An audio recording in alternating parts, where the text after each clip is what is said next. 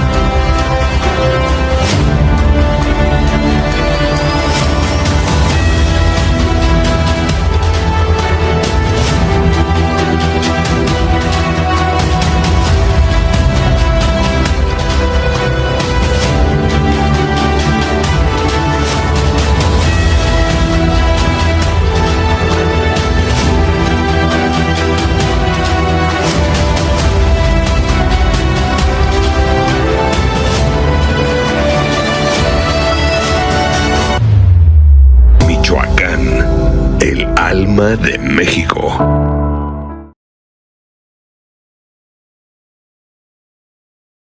Hola, buenas noches a todos. Empezamos el año 2026 con actividades nuevamente del Comité de Toxicología. Yo soy el doctor Miguel Canul, soy parte de este comité dentro de la Sociedad Mexicana de Medicina de Emergencias y bueno, quiero agradecerles todas las facilidades que nos han dado el doctor Gustavo López Orozco, presidente de la sociedad y todo su comité por incluirnos en esta importante sociedad y bueno, pues permitirnos esos espacios para dar continuidad a estos temas, a estos cursos, a estos talleres que nos gustan mucho, que nos apasionan y bueno, también agradecerse a todos los que estuvieron en el Congreso CIMU 2026 en Mérida, Yucatán. Ahí se iniciaron varias actividades dentro de los talleres y temas que compartimos allá dentro del módulo de toxicología y pues agradecerse a todos su presencia, su participación. Y bueno, para no dar más preámbulo, me gustaría presentar esta noche a la doctora Paola Rodríguez Torres. La doctora Paola Rodríguez Torres, ella nuevamente nos acompaña en estas sesiones mensuales dentro de los temas de la sociedad. Ella es una médico de urgencias y toxicóloga clínica que comparte conmigo en el servicio de toxicología del Hospital Juárez de México. Ella pues ha tenido varias participaciones en cursos, diplomados, en artículos e incluso participación en libros de toxicología y pues para nosotros es muy importante que esta noche nos haya aceptado la invitación. Actualmente está como encargada del servicio de toxicología clínica y ahí en el Hospital Juárez de México y el día de hoy nos viene a hablar de un tema que ha habido muchas controversias, sobre todo para los médicos dentro del área de urgencias, tanto adultos como pediatría, porque en muchas ocasiones, aquí sabemos que México es uno de los primeros lugares dentro de Latinoamérica donde se generan más casos de mordeduras por serpiente, tanto serpientes de cascabel como serpientes bótrops o nauyacas, y en muchas ocasiones este tipo de serpientes generan no solamente la clásica mordedura y los síntomas de dolor, inflamación, sino también algunas otras complicaciones que van desde sangrados hasta síndromes compartimentales. Y bueno, esta noche ella nos viene a hablar de manera muy puntual y tanto para la identificación y el abordaje en cuanto al tratamiento de estas complicaciones en accidente ofídico. Entonces, como les había comentado, para mí es un gusto y un honor presentar a la doctora Jessica Paola Rodríguez Torres, a la cual les dejo para que nos comparta esta noche su plática, que sé que va a ser muy productiva para todos. Y al final, pues, tendremos las preguntas que nos genere el público. Hola, hola, ¿qué tal? Buenas noches a todos. Mi querido amigo Miguel Canul, muchas gracias por esa presentación y agradezco también la invitación a la Sociedad Mexicana de Medicina de Emergencias. Por ahí pudimos estar en el Congreso y de verdad que es una gran sociedad que enlaza a muchos expertos en toxicología, en medicina de urgencias y demás. Entonces, pues vamos a seguir con esas sesiones mensuales. Este tema es realmente relevante en el hecho de que nos quedan muchas dudas, ¿no? Entre complicaciones, entre algunos efectos adversos del veneno y demás. Entonces vamos a ver dos grandes complicaciones de la mordedura de serpiente. Nos vamos a enfocar en el tema de vipéridos. Entonces vamos a ver el manejo de las complicaciones en accidente ofídico. 30 minutos es muy poco para hablarles de todas las complicaciones, entonces nos vamos a basar en vipéridos. Cuando hablo yo de vipéridos me refiero a serpientes de cascabel como la que se ve en la imagen de la diapositiva, me refiero a bótrops, que son las nauyacas que se encuentran por ahí en los estados de Hidalgo, Veracruz y demás, y también cantiles con menor incidencia. Estos cantiles normalmente los podemos encontrar en la zona norte de nuestro país, Nayarit, Sinaloa, Tamaulipas, Monterrey. Es en esa zona donde podemos encontrar incidencia. Sin embargo, para México, crótalo sigue siendo el top, ¿no? Entonces, siempre el 80% de las mordeduras de serpiente van a estar relacionadas a un accidente crotálico, ¿sí? Entonces, dentro de este grupo, ustedes saben que pues está muy relacionado a coagulopatía, está relacionado a lesión renal aguda, rhabdomiólisis y demás, porque los componentes de su veneno son principalmente hemotóxicos, ¿no? Ahorita vamos a ver un cuadrito donde se va a explicar más a detalle cómo es que son estas toxinas, ¿no? Entonces, importante saber que existe una clasificación, ¿no? Las generalidades del accidente ofídico, principalmente las dos familias que podemos encontrar en el mundo son los vipéridos y los elápidos.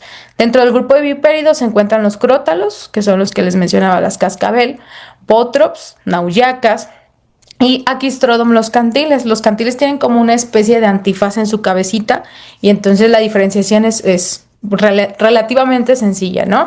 Entonces, evidentemente dentro del grupo de crótalos existen subfamilias, ¿no? Entonces hay algunas especies distintas, como el nombre y el apellido que llevamos cada uno de nosotros, pues exactamente igual, ¿no? Podemos encontrar crótalos scutulatus y algunos otros tipos de crótalos que tienen, aunque pertenecen al mismo grupo a la misma familia, tienen diferentes características en su veneno. Entonces pueden generar mayor o menor datos clínicos importantes, ¿no? Botrops es el terror del toxicólogo, ¿no? Esta Botrops, su veneno es muy hemotóxico, entonces eso también está relacionado a manifestaciones como coagulopatía, están más relacionados a microangiopatía trombótica y demás. Y Aquistrodon, menor incidencia, pero igualmente genera lesión renal aguda y rhabdomiólisis. En cuanto a los elápidos, igualmente en nuestro país podemos encontrar Micrurus, Micruroides y la Hydrophis. Esta Hydrophis normalmente es conocida también como la serpiente marina y la encontramos en parte del Golfo de México y también en el Golfo de California.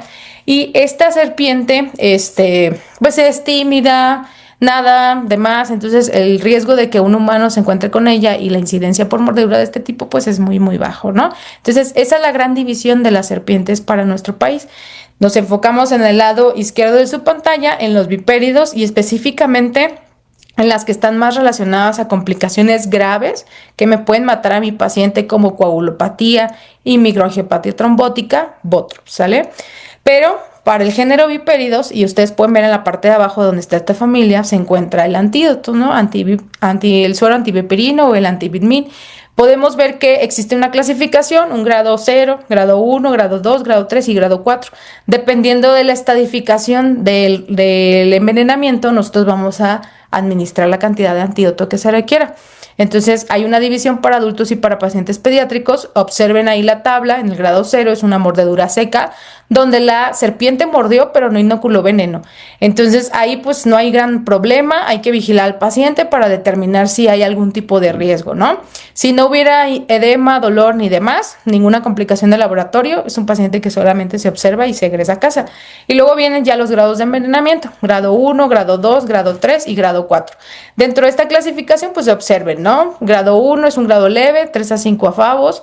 Grado 2, 6 a 10 para el adulto, 15 para el paciente pediátrico. Un grado 3 de 11 a 15, de 20 a 30 para el paciente adulto. Y en el grado 4, que es el grado más severo, es cuando el paciente ya tiene datos de falla orgánica múltiple, puede tener lesión renal aguda, coagulopatía inducida por veneno. Aquí ya estamos hablando en el adulto 16 favoterápicos y 31 para los pacientes pediátricos, ¿sale? Entonces, es como el manejo general. Pero, ¿qué pasa con los pacientes que por algún motivo, factor de riesgo, que presenten alguna complicación, paciente pediátrico, un paciente adulto, una embarazada, pacientes que tienen algún problema hematológico previo, que todo esto puede generar un cuadro todavía más grave, ¿no? Aquí podemos determinar qué complicación se puede presentar en el paciente, ¿no? Y entonces esas complicaciones están asociadas a componentes del veneno, ¿no? En esta tabla pueden ustedes observar ciertas partes o porciones del veneno que están relacionadas a las manifestaciones clínicas. Todo el veneno de las serpientes vipéridos, es decir, crótalos, botrops y demás, tiene fosfolipasa A2. Esta fosfolipasa A2, si ustedes se fijan en la parte de manifestación clínica, pueden observar mionecrosis, lesión renal aguda, dermonecrosis, hemólisis intravascular o citotoxicidad, ¿no? En el caso de las erinoproteasas está muy relacionada a hemorragia. Es por eso que nosotros a veces vemos que cuando muerde una serpiente, pues el sitio de la mordedura puede tener como sangrado, ¿no? Sangrado justamente en el sitio de la mordedura. Las metaloproteasas están relacionadas a efectos locales, están muy relacionadas a que el paciente pues se hinche su mano o su pierna, dependiendo de donde haya mordido la serpiente, se generen las flictenas, se genere mucho edema y cambios de coloración, ¿sí? Pero también esta está muy relacionada a qué tanto va a penetrar el veneno en el cuerpo y sobre todo a los datos de falla orgánica múltiple y a los datos de alteraciones en tiempos de coagulación, ¿no? Esta reduce mucho el fibrinógeno y recuerden que el fibrinógeno es el que se encarga de la coagulación, de formar ese tapón plaquetario que evita que pues, nos desangremos y a final de cuentas la presencia de metaloproteasas es la que está relacionada a todas estas alteraciones. Entonces, ¿por qué algunos pacientes llegan a sangrar, otros no sangran tanto, otros de plano, y tenemos la desfortuna de que a veces estamos en un rancho alejado de la mano de Dios y entonces a un paciente le muerde una serpiente y llega con nosotros y vemos que está sangrando, que tiene gingivorragia, que tiene epistaxis, que tiene sangrado en el sitio de la inoculación? Bueno, esto va a depender de estas dos toxinas, ¿no? Las serinoproteasas y las metaloproteinasas. Entre mayor contenido tengan, mayor hay riesgo de que el paciente pueda sangrarnos más o pueda hacernos una complicación. Y estas dos toxinas están presentes en el veneno de las serpientes de las bótrops, o sea, las nauyacas. Los que han tenido la oportunidad de hacer servicio social en Oaxaca, en Chiapas, en Hidalgo, en Puebla, en Veracruz, no me dejarán mentir y se podrán dar cuenta que han tenido casos realmente graves por estas especies, ¿no? Y pues también está relacionada, aparte de la coagulopatía inducida por veneno, la rhabdomiólisis, ¿no? Por esta destrucción celular y de materia muscular que puede generar estas manifestaciones, ¿no? Entonces ahí tienen la explicación. Dentro de estas complicaciones también vamos a poder encontrar complicaciones locales, ¿no? Estas complicaciones locales hay que detectarlas y tratarlas. Es decir, a lo mejor hay muchas bulas, hay mucho edema, vemos nosotros que pudiera estar comprometido incluso el miembro. Este es un caso del Hospital Juárez de México donde una paciente presentó datos de un síndrome compartimental, ¿sale? Aquí podemos ver que pues ya estaba abierto prácticamente el compartimento, pero la paciente no presentó un síndrome compartimental propio de la mordedura de serpiente, sino que alguien pues hizo a bien succionar el veneno, hubo un proceso infeccioso, llegó al hospital, se le pasó el antídoto, pero no había mejoría, ¿no? Mejoría local, porque los tiempos de coagulación estaban bien, la química sanguínea estaba bien, no había alguna alteración, pero localmente había mucho edema, se comprometieron los pulsos distales, el llenado capilar, y entonces al hacer un rastreo con ultrasonido se determinó que había una colección ahí importante de líquido seroso que pues requirió lavado quirúrgico, ingresa a quirófano, se abre y pues prácticamente lo que tenía era pus esa paciente, ¿no? Entonces había tanto contenido o colección de este material purulento que estaba comprometiendo la extremidad. Se abrió la fascia, se hizo un lavado, un aseo quirúrgico y entonces pues bueno, se liberó, no hubo mayor contratiempo, obviamente la recuperación fue más prolongada que un caso normal de mordedura por serpiente, pero bueno, tenemos esos casos, ¿no? Y esta foto que a lo mejor ustedes ya la han visto en algunas otras sesiones con algunos otros de mis compañeros, pero para que vean la relevancia, ¿no? Este síndrome compartimental prácticamente estaba inducido por el personal de salud, ¿no? A la paciente, vean arribita del anillo, pues lo mordió, ahí justo se ven los dos colmillitos y pues se trasladó al centro toxicológico, pero ustedes saben que una regla de oro de prehospital, incluso parte de la educación a la población general, es si te muerde una serpiente, retira anillos, pulseras, ropa apretada del sitio donde fue la mordedura, ¿no? Aquí lo primero que debieron de haber hecho desde casa o una vez que se trasladó es retirar ese anillo. Vean cómo está la extremidad, observen cómo el dedo se ve todo amoratado, vean cómo el flujo estaba comprometido, incluso en la parte dorsal de la mano, vean, estaba morado, la extremidad, yo la toqué y estaba completamente fría, ¿no? Y no tenía prácticamente el dolor dolor era en la parte proximal, en la parte distal, pues ya no había, estaba también alterada la sensibilidad, ¿no? Se retiró el anillo, se puede cortar, se puede quitar además, pero aquí se retiró el anillo y los flujos regresaron y se tomó un ultrasonido Doppler y pues no había compromiso, ¿no? Entonces, si no se hubiera retirado el anillo, pues obviamente la paciente hubiera terminado en una amputación y era una paciente pediátrica y pues eso es útil, súper útil, ¿no? Los dedos de las manos, sobre todo en estas poblaciones. Y podemos encontrar también dentro de estas manifestaciones locales que les hablo, este es un paciente, un caso de un accidente por Botox, por Nauyaca, lo mordió en ese brazo. El paciente, independientemente de todas las manifestaciones clínicas que tuvo, porque tuvo coagulopatía inducida por veneno, tuvo lesión renal aguda y demás, observen cómo se ve la extremidad, ¿no? Vean cómo en el principio cuando el paciente llega hay mucho edema, vean todas las bulas que tiene ahí y luego cómo fue la evolución. Se administraron los antídotos requeridos para este paciente, más de 31, se recuperó las alteraciones en la coagulación. Sin embargo, la evolución que tuvo este paciente en cuanto a las lesiones locales, pues fue larga, ¿no? Requirió también aseo quirúrgico y pues así fue como se fue de alta. Observen la última imagen, ya con el tejido pues ya más revitalizado, pero un poquito menos de edema y demás, la movilidad estaba intacta, pero fue una recuperación prolongada, ¿no? Observen también ahí que podemos tener complicaciones pues locales por estas manifestaciones, por estas mordeduras. Entonces, existen complicaciones graves. Las primeras yo les hablé, no hay mayor riesgo, hay que tener vigilancia de la extremidad, siempre hay que estar pendientes del síndrome compartimental. En algún punto el paciente va a requerir manejo médico del síndrome compartimental o quirúrgico, ¿sale? Recuerden que la administración del antídoto únicamente va a detener el edema. Entonces, cuando yo administro un antídoto, si yo quiero saber que fue eficaz, tengo que estar midiendo mi extremidad y al medirla voy a decir, bueno, ya la aumentó, pero lo que ya se inflamó, ahí va a quedar, ¿sale? Porque a veces esperamos guiar la fagoterapia en medida en que reduce el edema y entonces no está correcto eso, porque lo inflamado que ya tiene, los cambios locales que ya tiene van a persistir porque el veneno ya hizo su efecto local, ¿sale? Ahora lo importante es ver que el edema no aumente, que no tenga síndrome compartimental y guiarnos únicamente por el edema, pues es un error que muchas veces se comete. Podemos tomar en cuenta datos de laboratorio, podemos tomar en cuenta el dolor y demás, ¿no? Las constantes vitales sobre todo. Y bueno, entonces, cuando el paciente presenta síndrome compartimental, pues hay que darle manejo, ¿no? Si en caso que presenta obstrucción ya de los flujos por bastante edema y se compromete la circulación, pues ya habrá que tomar medidas como la fasciotomía y demás. Mientras tanto, existen dos entidades bien importantes que generan muerte en los pacientes, ¿no? Y son las complicaciones graves. A veces no es tanto la lesión renal aguda o la rhabdomiólisis. Esa yo sé que ustedes como urgenciólogos la saben tratar perfectamente y no les tengo que hablar de esa parte, ¿no? Sabemos que líquidos y demás nos pueden servir. Pero cuando un paciente cursa con coagulopatía inducida por veneno o microangiopatía trombótica, aquí sí hay que actuar, ¿no? Hay que hacer algo específico para tratar de manejar a estos pacientes. Y una de las complicaciones que mayormente se presentan, aunque son bajitas estas dos, ¿no?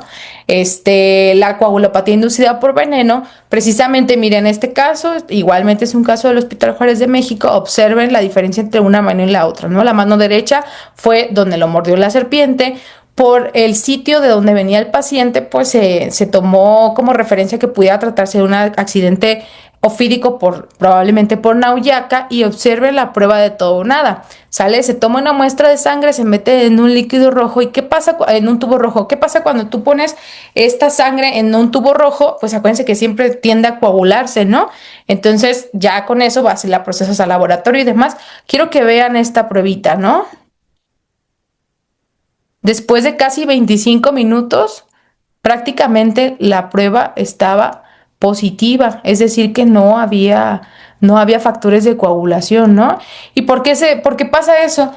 Es parecido a la coagulopatía intravascular diseminada. Sin embargo, aquí tenemos una toxina. Esta toxina es la que está evitando que se lleve a cabo la coagulación, ¿no? Esta toxina, una vez que yo la retire de esta cascada de coagulación que me está generando este efecto en la ruta intrínseca, voy a quitar esa toxina y entonces los factores de coagulación van a seguir su curso, ¿no? Y por vida media y demás, la tendencia es a la recuperación. Caso contrario con la coagulopatía intravascular no diseminada. Entonces, ¿qué hay que hacer aquí? Neutralizar el veneno, porque si yo neutralizo el veneno, quito esa toxina y entonces el paciente va a recuperarse. Entonces, lo principal aquí sería recalcular el envenenamiento, identificar qué es lo que estoy haciendo mal, si a lo mejor me quedé muy bajito en el antídoto o no le he puesto el antídoto, y entonces una vez que yo identifique qué es lo que puedo mejorar, pasarle una dosis óptima de ese antídoto, administrarlo de manera intravenosa y esperar a que este tenga un efecto, ¿no? Una vez que se tenga el efecto, pues ya puedo yo tomar alguna determinación y decir, bueno, no me funcionó, si me funcionó, voy a optar por plasma fresco congelado, fibrinógeno intravenoso y demás, ¿no? Y podemos observar cómo se ve este tromboelastograma de un paciente con coagulopatía inducida por veneno. Si se fijan y tienen ustedes la referencia a la copa famosísima de champán que nos dicen, ¿no?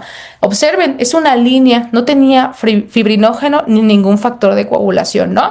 Y entonces para nosotros hacer el diagnóstico de una coagulopatía inducida por veneno, uno es el INR y el TP alterados, el dímero D alterado y el fibrinógeno indetectable. Con esa triada nosotros hacemos el diagnóstico, ¿sí? Podemos darnos cuenta si a lo mejor estamos en lo alto de la sierra.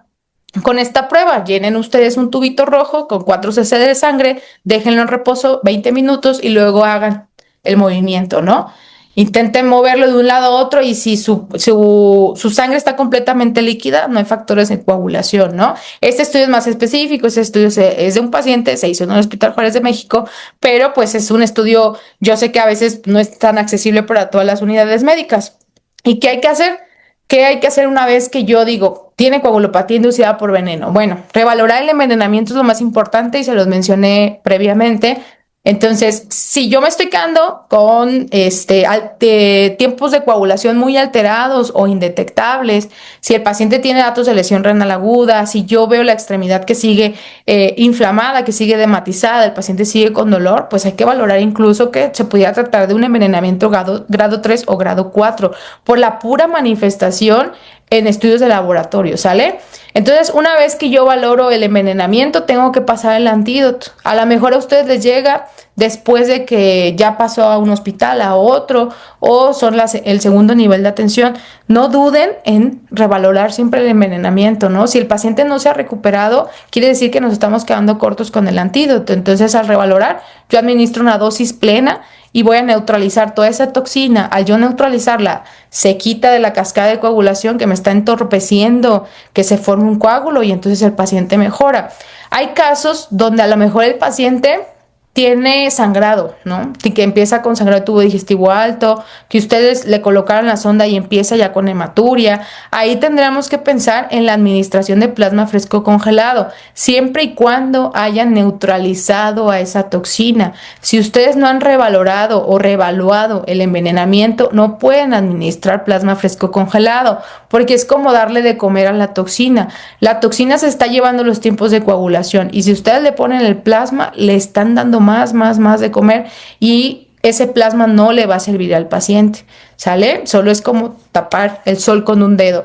Entonces, primero reevaluar el envenenamiento y una vez que haga yo eso, si el paciente tiene datos de sangrado por algún sitio o sangrado mayor, pues optaré por la dosis de plasma fresco congelado.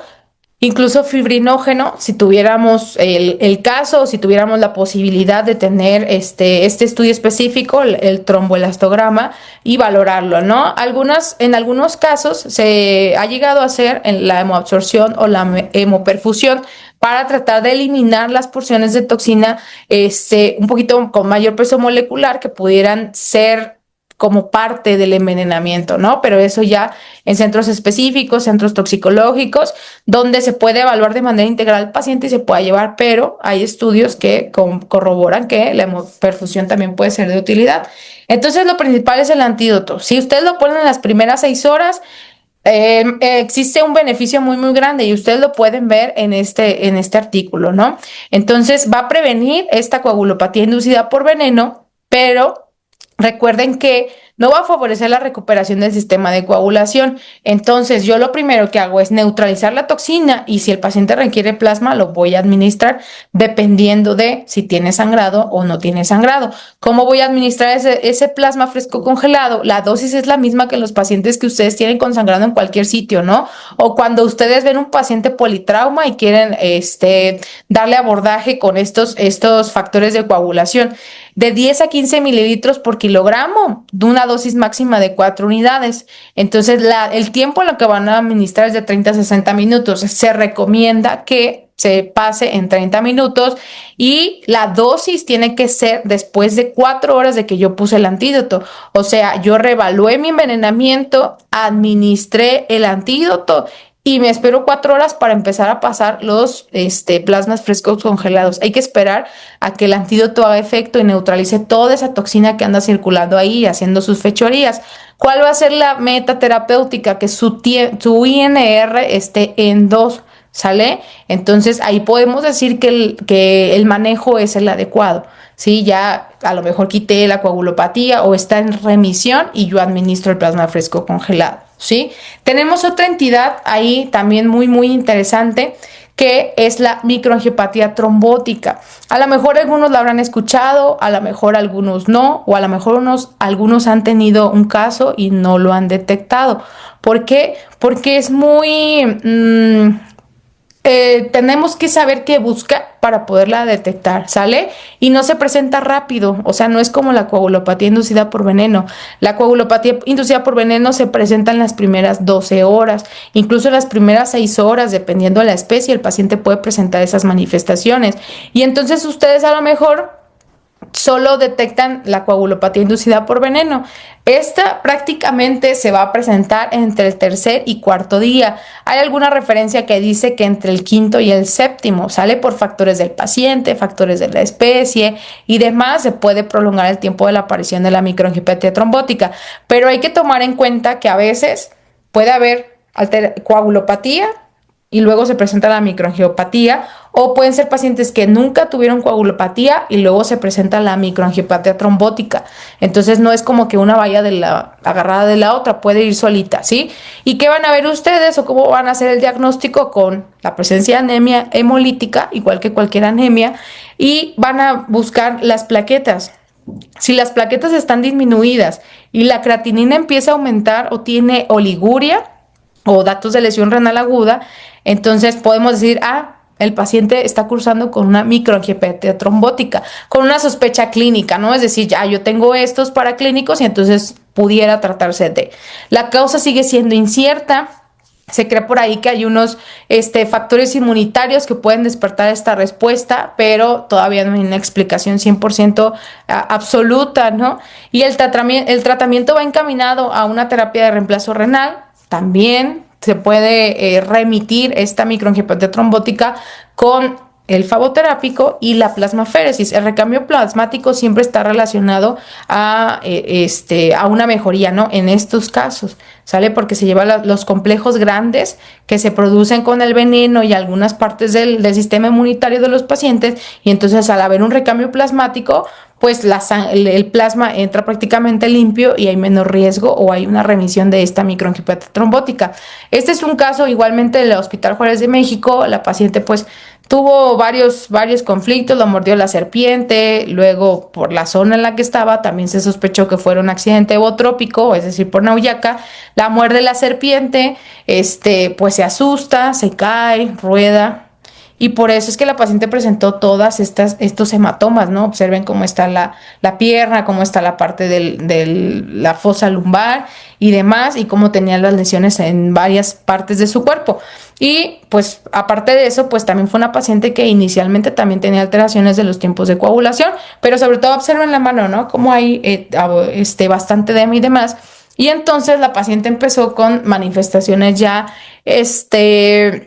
a nivel de laboratorio, que nos llevaron a sospechar en una microangiopatía trombótica y se trató como tal.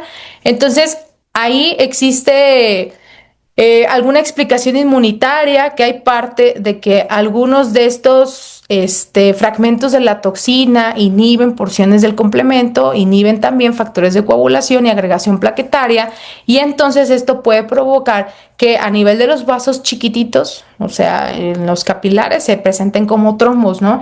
Y al haber esta obstrucción en estos vasos capilares, pues los eritrocitos que son un poquito más grandes se empiezan a fragmentar, y al haber fragmentación de eritrocitos, pues se genera anemia hemolítica, lesión renal aguda, y pues las plaquetas son las que más sufren porque estos trombos estas plaquetas se van directamente a la formación de trombos, y entonces por eso también hay trombocitopenia, ¿no?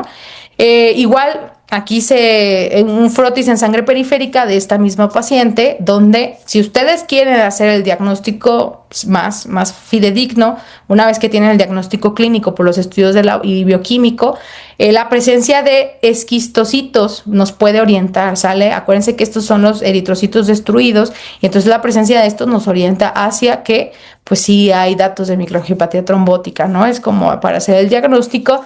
¿Cómo vamos a hacer el tratamiento? ¿Qué podemos hacer? Pues siempre revalorar el envenenamiento. Hay alguna referencia que está en discusión si se pone o no se pone el antídoto y demás, sobre todo por el tiempo. Hay que tomar en cuenta que esto nos indica a nosotros que una toxina o parte del veneno ya inició una respuesta inmunitaria. Entonces habrá que pensar en revalorar el envenenamiento, administrar el antídoto si es que el paciente tuviera estos datos, y pensar en algo más, ¿no? Aquí en este caso sí es importante pensar en una terapia extracorpórea, ¿no? Pensar en hemoabsorción para limitar o eliminar esas porciones que quedan del veneno y también esos complejos que se están creando, y en algunas ocasiones incluso los pacientes llegan a requerir recambio plasmático, ¿sale? El recambio plasmático, les decía, pues prácticamente sacar todo el plasma y meter plasma nuevo, y entonces al llevarte el plasma pues te llevas todos esos complejos que ya se crearon. Por eso también es una opción. Hay mucha controversia en cuanto al recambio plasmático, sí o no. Incluso se pueden utilizar esteroides intravenosos, claro que sí, pero hay que tomar en cuenta que todo el paciente, la evolución clínica del paciente es el que nos va a decir qué es lo ideal, ¿no? Todos los pacientes son distintos y algo les funciona a otros, algo no es para todos, pero hay que tomar en cuenta que también es como una escalerita, ¿no? Yo empiezo a revalorar el envenenamiento, administro el antídoto, pienso en una terapia de eliminación, hemoabsorción o recambio plasmático, tomando en cuenta también el manejo médico, que pues ahí sería la administración de esteroides. Y habrá algunos casos muy específicos o muy atípicos, mejor dicho. Este caso es igual. Ustedes pueden revisar esta bibliografía donde nos habla un poquito de esta variabilidad que puede haber entre especies y que pueden generar también como alguna respuesta alérgica. No estoy hablando del antídoto, estoy hablando de una reacción de hipersensibilidad al veneno. Es decir, inmediatamente después de que lo muerde la serpiente, este paciente empieza con estridor laríngeo, edema y dificultad para respirar, ¿no? Cursa con angioedema, por lo cual requiere manejo avanzado de la vía aérea. Esta es la fotito de la responsable, se identificó por un biólogo experto como una Crotalus scutulatus, y bueno, obviamente ahí entra toda la labor del urgenciólogo, ¿no? El manejo avanzado de la vía aérea y el expertise es siempre del urgenciólogo. Hay que manejar esa vía aérea independientemente de que requiera el antídoto. Siempre hay que prever que el paciente va a tener más edema, estábamos hablando de angioedema, y entonces manejo avanzado de la vía aérea, uso de adrenalina, el esteroide, el antihistamínico y el antídoto, porque con eso neutralizamos el veneno. Pero si yo me espero a que el antídoto empiece a hacer efecto, el paciente probablemente termine en parada cardiorrespiratoria. Por eso es que aquí se invierte, ¿no? Empiezo con lo más relevante, mi ABC, y luego administro el antídoto. Un caso muy raro, ¿eh? No crean que es como que muy común que ustedes tengan una reacción de hipersensibilidad al veneno. Quiero ser muy específica en esa parte porque el paciente tuvo esta respuesta inmediata, ¿no? A los 20 minutos que lo mordió la serpiente empezó con dificultad para deglutir, cialorrea, estridor, y pues ya vean esa foto, ¿no? Afortunadamente le fue muy bien al paciente, requirió antídoto y también requirió manejo con hemoabsorción o antes llamada hemoperfusión, y pues egresó sin ninguna complicación. Y bueno, eso es todo en cuanto a las complicaciones por el accidente ofídico bipérido. No se les olvide, ¿sale? Ya en otra sesión hablaremos del ápido y de otras cosas interesantes de toxicología. Igualmente los invito a echarse un clavado en la revista de toxicología. Ahí tienen el link. El primer volumen salió en 2025, julio-diciembre, y prácticamente el volumen está dedicado a accidente ofídico. Entonces, si es de su interés, saber un poquito más, ahí pueden encontrar cómo manejar el accidente ofídico, hablan un poquito de serpientes exóticas y habla algo del veneno, ¿no? Avances en la investigación sobre los venenos de estas serpientes. Entonces ahí pueden documentarse un poquito más. Y por ahí les dejo los datos del centro toxicológico, redes sociales. Estamos abiertos a asesorías telefónicas todo el tiempo. Siéntanse con la confianza de si tienen algún caso importante o algún caso que no pudieran manejar y demás, pues márquenos y los asesoramos. Asesorías 24 horas del día, los 7 días de la semana. Y por ahí está también mi número telefónico. Igual si tuvieran alguna duda y demás, pues con todo gusto, y nuestros correos electrónicos. ¿Sale? Muchísimas gracias. Me espero a las preguntitas que pudieran tener. Las principales complicaciones pues de todo lo que puede surgir ante una mordedura por serpiente, tocaron pues varios puntos importantes y se generaron también varias preguntas que me gustaría que ahorita en este tiempo que tenemos podamos responder algunas de ellas. Por ahí hay una pregunta que mencionan que si de manera prehospitalaria hay alguna manera de prevenir o de identificar de manera más rápida el síndrome compartimental. Sí, mire. Sobre todo cuando han usado, dice ahí que en caso de que hayan usado algún otro remedio o uso de torniquete, digo, ¿cómo es que se generaría o cómo es que identificarían este riesgo de síndrome compartimental de manera prehospitalaria? Ajá. Sobre todo hay que tomar en cuenta que si el paciente tiene torniquete, en el prehospital nos ayudaría mucho si se retira. Algunas personas del prehospital, algunos paramédicos, pues cuentan con antídotos, entonces hay que administrarlo y a la par hay que ir retirando el torniquete. Hay que tomar en cuenta que también cuando el torniquete se coloca, pues normalmente lo coloca el familiar, el amigo y demás, entonces es un torniquete mal colocado, a veces es hasta una agujeta de los tenis y demás, entonces liberando el compartimento es lo primero que podemos hacer, ¿no? También podemos limitar el movimiento de la extremidad, podemos elevarla en caso de que haya mucho edema, y datos indirectos serían el llenado capilar, cambios en la temperatura y ir valorando el aumento del edema de manera gradual. Muy bien. Y bueno, más o menos ya dando seguimiento a este tipo de complicaciones que también ya se mencionó en relación a la coagulopatía. Entonces, mencionan ahí que si hay un límite de antídotos que tenemos que usar, o en este caso favoterapias, que es lo que tenemos aquí en México, favoterápico, para tratar la coagulopatía, porque sí, ahí se mencionó la parte de la hemoperfusión, pero cuando hablamos de la parte antidotal, ¿si hay un límite o cómo podemos nosotros determinar que ya fue suficiente, tal vez para considerar una terapia de hemoperfusión? Ok, no hay una bibliografía que refiera a un límite máximo de antídotos. No, ni siquiera el laboratorio nos puede decir 200, 300. No les digo que hagan eso, que pasen 300 antídotos, pero no hay un límite descrito. Lo que sí es que tenemos que tomar en cuenta cuáles son nuestros parámetros para valorar la efectividad del antídoto, ¿sale? Hay que tomar en cuenta que si nosotros valoramos el envenenamiento, un grado 2, donde el paciente tiene edema, tiene dolor y tiene alteraciones iniciales de los tiempos de coagulación, cuando haya remisión de las mismas, voy a limitar el antídoto, es decir, yo paso 15 favoterápicos, vigilo durante las primeras 4 horas, veo si hay remisión del edema, si ya no aumenta, si el paciente ya no tiene dolor, las constantes vitales están en mejoría, los estudios de laboratorio no hay más alteraciones y ahí me quedo.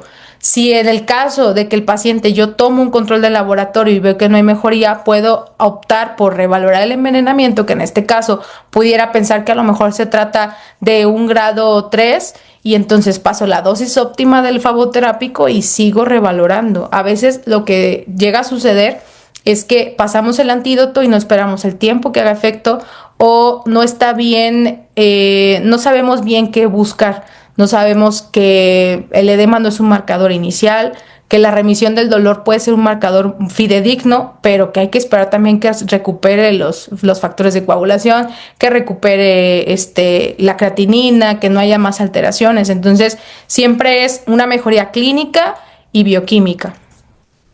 Perfecto, muy bien. Entonces no hay una cantidad máxima, sin embargo, pues sí hay que considerar a lo mejor que ya si nos pasamos ya de 60, 70, 80 frascos y el paciente no mejora en relación a la coagulación, pues ahí tal vez ya empezar a considerar, ¿no? Pero sí hay que tomar en cuenta todo, ¿no? La parte clínica, la parte bioquímica y la respuesta que va teniendo después de cierta administración de antídotos, ¿no? Otra situación mencionan que sí mencionó mucho la hemoperfusión en el paciente, en pacientes gravemente envenenados. Entonces mencionan que si es lo mismo hemodiálisis que hemoperfusión, o cómo hacemos esa diferencia en cuanto a qué procedimiento podemos usar en cuanto al término hemoperfusión. Ok, sí, no hay que confundirnos. La hemodiálisis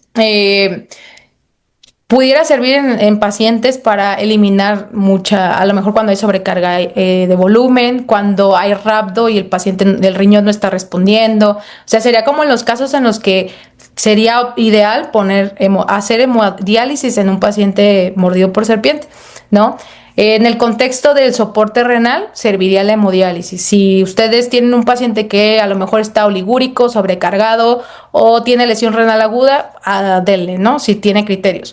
Pero la hemodiálisis no ayuda a eliminar porciones del veneno por mordedura de serpiente.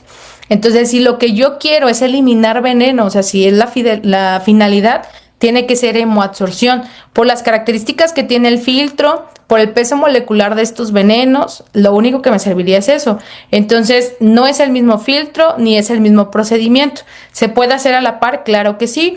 Y los centros hospitalarios que cuentan con máquinas de hemodiálisis pueden hacer hemoabsorción, solamente que es un filtro específico. En la imagen que les puse en la diapositiva donde les hablaba del recambio plasmático y la hemoabsorción, ahí viene el filtro, es el HA230, y entonces este filtro tiene estas capacidades de jalar todas las serinoproteasas, metaloproteasas, fosfolipasas y evitar que el paciente continúe con la complicación del envenenamiento.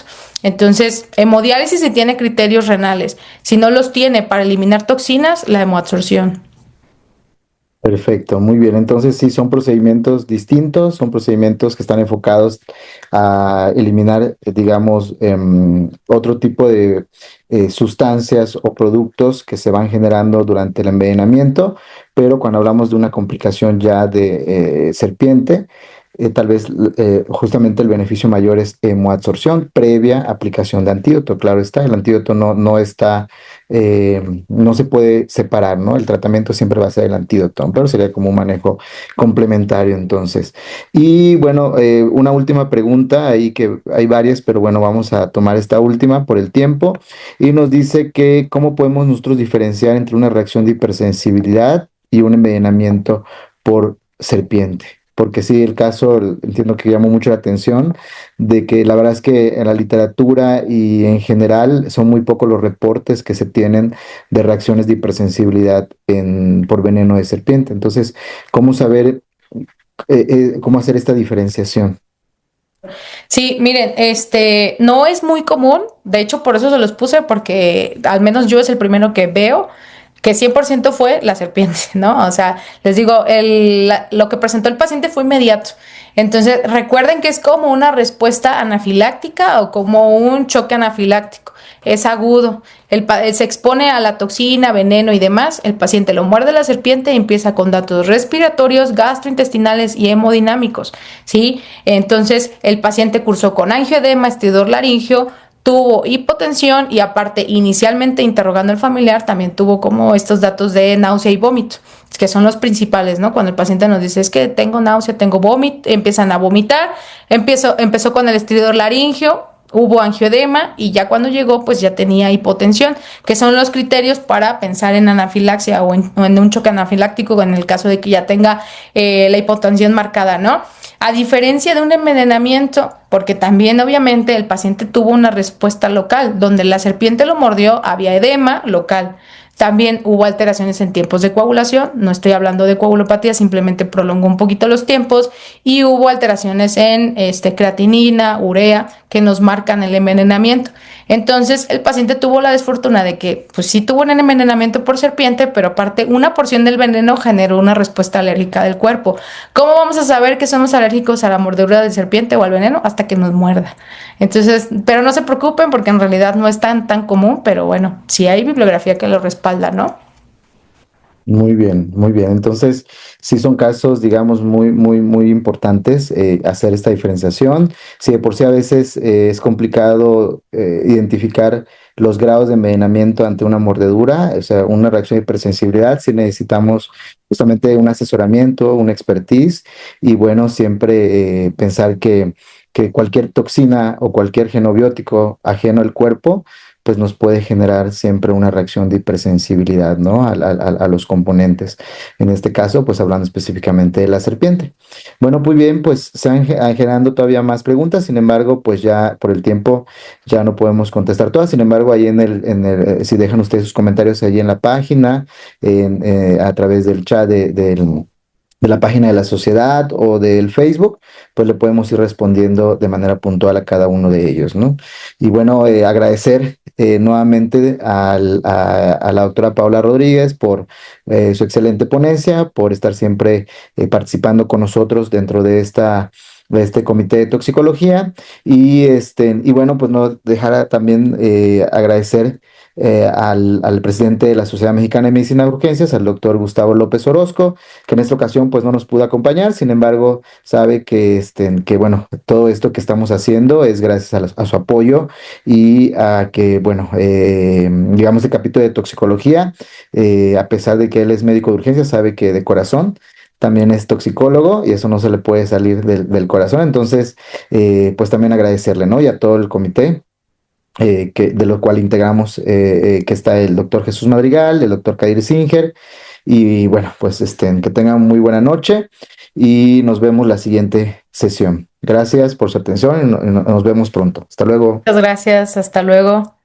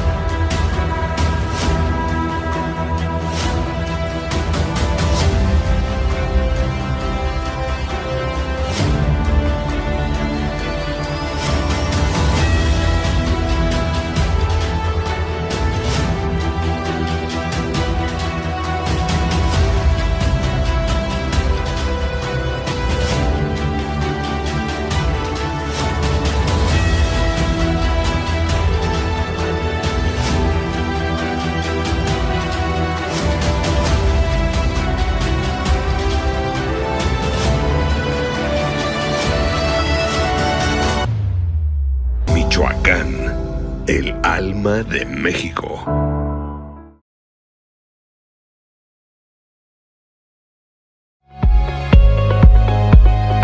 The IFEM Academy is a global initiative by the International Federation for Emergency Medicine. It unifies IFEM's diverse educational activities into a learning mission that supports advocacy for IFEM's vision. This e-learning platform will include courses, webinars, and digital content, co-created with expert global partners, available in multilingual formats.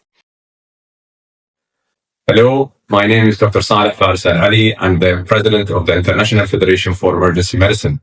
We would like to bring you information on the IFEM Academy, an exciting development for educating professionals working in emergency care all over the world.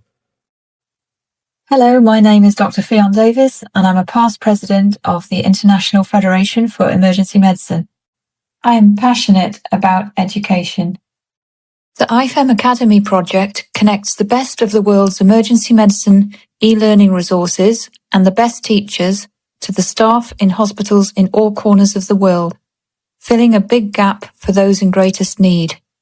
State-of-the-art bite-sized learning will underpin more formal webinars and in-person courses. Hello, I'm Dr. Pauline Convocar, the president of the Asian Society for Emergency Medicine and the president-elect of the International Federation for Emergency Medicine. As a faculty member and mentor to emerging leaders, I have witnessed how access to knowledge changes not just clinicians but entire systems. The IFM Academy brings world-class education to every corner of the globe, ensuring that even in low and middle-income countries, excellence in emergency medicine is achievable. When we invest in the academy, we invest in people. We nurture the next generation of emergency physicians. We sustain growth, and we move together toward equitable quality emergency care for all. Together, let's make learning truly global with the IFM Academy. Hey everyone, I'm Dr. Priska Kizito from Uganda. I've spent much of my time helping build emergency care systems and training programs across our country. And I realized that across Africa, many providers that are dedicated to emergency care strain in terms of learning and access to structured, quality, ongoing training. And this is why the IFM Academy really excites me. It will help connect us in terms of collaboration, enable us to link up to better resources and even collaborate in terms of teaching. This will enable everyone everywhere to access the available resources and empower all clinicians in emergency care across the world. Thank you. Hello, I'm Dr. Martin Torraco, an emergency medicine consultant from Argentina. In many parts of Latin America, getting consistent, high-quality training in emergency medicine can be quite a challenge, especially in low-resource or remote areas like smaller towns, rural communities, or regions with harsh climates. That's why the IFM Academy is such a brilliant initiative. It brings together trusted, evidence-based learning from around the world and makes it easily accessible to clinicians wherever they are. I really believe this will help strengthen our specialty, support professional growth, and ultimately improve the care we can deliver. IFM's vision is to provide the emergency medicine go-to resource, which gives equitable access to the world's emergency physicians, nurses, and paramedics. We would value your support.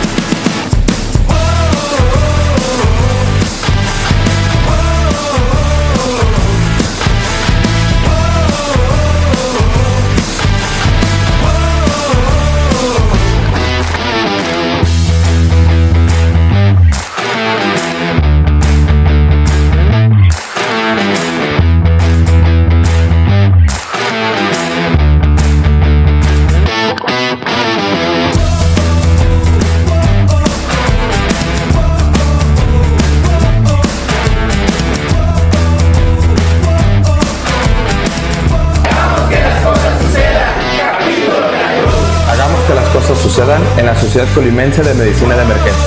Capítulo Colima. Hagamos que las cosas sucedan en el capítulo Nayarit. Hagamos que las cosas sucedan en la Sociedad Mexicana de Medicina de Emergencia.